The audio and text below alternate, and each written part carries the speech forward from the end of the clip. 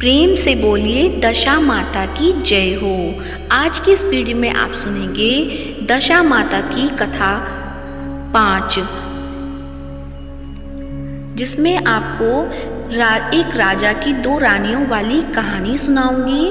तो प्रेम से बोलिए दशा माता की जय हो। एक राजा की 2 रानियां थीं। रानी की प्यारी रानी को लक्ष्मी कहा जाता था और दूसरी रानी को होने पर भी कुलक्ष्मी कहा जाता था। एक दिन लक्ष्मी रानी क्रोध होकर लकड़ी का पट्टा ले मलिन कपड़े पहनकर कोप भवन में जा लेटी। राजा ने लक्ष्मी से पूछा, तुम कोप भवन में क्यों पड़ी हो? तुम क्या चाहती हो? रानी बोली, कुलक्ष्मी को देश निकाला दिया जाए। कुलक्ष्मी रानी थी, इसलिए उसे निकाला देने से राजा की बदनामी होने का डर था। इसलिए रानी को पीहर छोड़कर आने की बात सोची गई। राजा ने पटरानी को एक रथ में सवार कराया और स्वयं घोड़े पर चढ़कर रथ के साथ चलने लगा। एक बीहड़ जंगल में पहुंचकर राजा ने रथ को रुकवाया। पालकी ढोने वालों को वहां से हट जाने को कहा गया। राजा रानी को उस जंगल में छोड़कर घोड़े पर सवार होकर अपने महल में आ गया। कुलक्ष्मी को बाट जोते सारी रात बीत गई। रानी को प्यास लगी, वह रथ से उतरकर पानी की तलाश में चल दी। रानी ने आसपास पानी खोजा, परंतु उसे कोई जलाशय नहीं दिखाई दिया। रानी ने एक सारस के जोड़े को एक तरफ जाते देखा। रानी कुलक्ष्मी सारस के जोड़े के पीछे चल दी। चलते चलते वह एक नदी के किनारे पहुंच गई। रानी ने सोचा आदि से निवृत्त होकर उसी नदी में स्नान किया और जल पीकर अपनी प्यास बुझाई। उस समय कुछ अन्य स्त्रियां भी स्नान कर रही थीं। स्नान करने के बाद उन स्त्रियों ने दशा माता का डोरा लिया। उनके पास एक डोरा बच गया। उन्होंने रानी से डोरा लेने का अनुरोध किया। रानी डोरा लेकर अपने रथ में आकर बैठ गई। दशा माता ने रानी की परीक्षा लेने के लिए एक बुढ़िया का भेष धारण कर उसके रथ के पास आई। वह रानी से बोली, बेटी, यहाँ बैठी क्या कर रही हो? रानी ने बुढ़िया से कहा, पहले तुम बताओ तुम कौन हो? बुढ़िया ने उत्तर दिया, मैं तुम्हारी मौसी हूँ। तब रानी उसके गले लगकर रोने लगी। उसने अपनी विपदा भरी सारी कहानी बुढ़िया को बता दी। अंत में रानी ने बुढ़िया से कहा, अब मुझे केवल तुम्हारा ही सहारा है, मेरी रक्षा करो। दशा माता की कृपा से उसी जगह माया का शहर बस गया। रानी के भाई भाभी आदि सारा मायका वहाँ प्रकट हो गया। रानी ने अपने पीहर के साथ मिलकर 9 दिन दशा माता की कथा कहानी सुनाई। 10वें दिन डोरे की पूजा होनी थी। उस दिन सवेरे उठकर दशा माता ने रानी से कहा, नदी में स्नान कराओ, वहाँ तुमको स्वर्ण कलश मिलेगा, तुम उसे ले लेना और जो डोली तुम्हें लेने आए उसमें बैठ जाना। किसी से ये मत पूछना कि यह डोली किसकी है। रानी ने नदी में स्नान किया। वह स्नान करके बाहर निकल आई तो उसे 2 स्वर्ण के कलश नदी के किनारे रखे मिले। उन्हीं के पास रेशमी वस्त्र रखे थे। उन वस्त्रों को रानी ने पहन लिया। वह चलने को तैयार हुई तो उसे डोली आते दिखाई दी।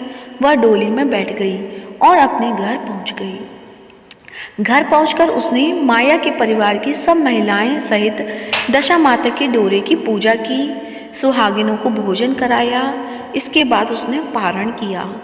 अब रानी अपने पीहर में आनंद पूर्वक सबके साथ मिलकर रहने लगी। इधर कुछ समय बाद राजा को रानी कुलक्ष्मी का ध्यान आया। राजा ने विचार किया कि जिस दिन से मैं रानी को जंगल में छोड़कर आया हूँ तब से उनका कोई समाचार नहीं मिला। चलकर देखना चाहिए कि रानी कुलक्ष्मी का क्या हाल है। मंत्रियों ने राजा को समझाया कि अब रानी से मिलना आपके लिए ठीक नहीं होगा, परंतु राजा ने मंत्रियों की बात पर ध्यान नहीं दिया। वह घोड़े पर सवार होकर उसी स्थान पर पहुंचा जहां पर रानी को छोड़ आया था। राजा को ये देखकर बड़ा आश्चर्य हुआ कि यहाँ तो सघन वन था, परंतु अब यहाँ रमणीक बस्ती बसी हुई है। राजा ने लोगों से पूछा, यह कौन सी नगरी है? राजा ने उसे बताया कि यह कुलक्ष्मी का नगर है। अब तो राजा के आश्चर्य का ठिकाना न रहा। वह बार बार सोच रहा था कि क्या यह नगर मेरी पटरानी कुलक्ष्मी द्वारा बसाया नगर है। राजा ने कुलक्ष्मी के महल के पास जाकर सूचना भिजवाई कि उनसे अमुक देश के राजा मिलना चाहते हैं। रानी ने राजा को पहचान कर मिलने से मना कर दिया, परंतु मौसी ने उसे समझाया कि हिंदुओं में तो पति परमेश्वर माना जाता है। तुम्हें यदि उचित है कि तुम यथाशक्ति उनका आदर सत्कार करो। मौसी के कहने पर रानी कुलक्ष्मी ने राजा को महल में बुलवाया। दोपहर को राजा को भोजन पर बुलाया गया। राजा के साथ नाई भी था। रानी राजा और नाई को भोजन कराने लगी। पहली बार रानी ने नाई की पत्तल पर भोजन परोसा तो नाई ने रानी के पैर पर एक छींटा लगाया। रानी इस भेद को नहीं समझ सकी कि नाई ने उसके पैर पर रायते का छींटा क्यों मारा। रानी दूसरी बार पोशाक बदलकर फिर आ गई। राजा मन में सोचने लगा कि यहाँ तो बहुत सी रानियाँ हैं, सबकी शक्ल एक जैसी है, मैं अपनी रानी को कैसे पहचानूंगा। डेरे आकर राजा ने नाई से कहा, यहाँ तो कई रानियाँ हैं, मैं अपनी रानी को कैसे पहचानूं। नाई बड़ा चतुर था। वह बोला, रानी तो एक ही है, परंतु वह पोशाक बदल बदल कर हमारे सामने आ रही हैं। राजा ने नाई से पूछा, तुझे कैसे पता चला कि रानी एक ही है। नाई बोला, मैंने उसके पैर पर रायते का छींटा मारा था। वह 3 बार कपड़े बदलकर हमारे सामने आई, परंतु वह छींटा उसके पैर पर 3 बार लगा था। अगले दिन रानी ने राजा को अपने महल में बुलवाया। राजा को अपनी मेज पर बिठाकर खाने के लिए पैन का पीड़ा दिया। पान खाकर राजा पलंग पर लेट गया और रानी उसके पैर दबाने लगी। राजा ने रानी से अपने लिए क्षमा मांगी और रानी को अपनी राजधानी में चलने को कहा। रानी ने कहा, आप मुझे किस मुंह से चलने के कह रहे हैं? आप तो मुझे जंगल में अकेला छोड़कर चले गए थे। आप तो दूसरी रानी के कहने में आकर मेरा परित्याग कर चुके थे। यह तो मेरी मौसी का किया हुआ है, उसी के कारण यह सब वैभव मुझे प्राप्त हुआ है, वरना आप तो मेरा सब नाश कर चुके थे। राजा ने रानी को बहुत समझाया। तब रानी बोली कि मैं केवल एक शर्त पर आपके साथ चल सकती हूँ।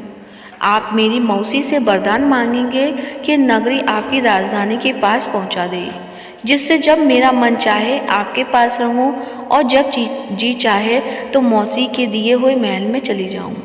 मेरी मौसी बड़ी दयालु है, संभव है कि वह हमारी बात मान जाए।